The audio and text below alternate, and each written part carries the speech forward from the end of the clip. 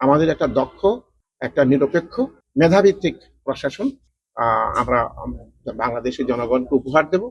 জনপ্রশাসন মন্ত্রণালয়ের উপদেষ্টা মোহাম্মদ ইসমাইল জবিউল্লাহ বলেছেন, প্রধানমন্ত্রী তারেক রহমানের নীতির আলোকে আমরা দেশবাসীকে একটি দক্ষ, নিরপেক্ষ ও মেধাভিত্তিক প্রশাসন উপহার দিতে চাই।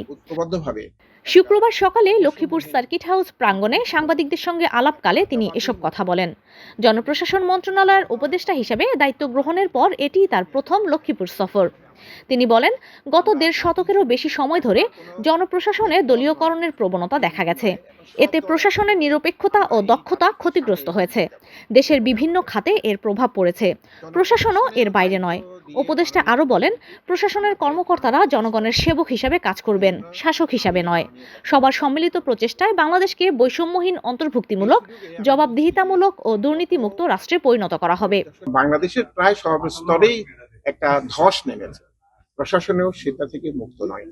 তো আমাদের এখন কাজ হবে, আমাদের যে ডিক্লেয়ার্ড পলিসি, আমাদের নেতা জনাব তারেক রহমানের যে ডিক্লেয়ার্ড পলিসি, সেটা হচ্ছে মেরিটোক্রেসির বাংলাদেশ। আমাদের একটা দক্ষ, একটা নিরপেক্ষ, মেধাভিত্তিক প্রশাসন আমরা বাংলাদেশের জনগণকে উপহার দেব, এবং যারা জনগণের সেবক হিসেবে জনগণের কাজ করে, প্রশাসক হিসেবে নয়। এ হচ্ছে মূল কথা। এর আগে সার্কিট হাউসে তাকে গার্ড অফ অনার প্রদান করা হয়।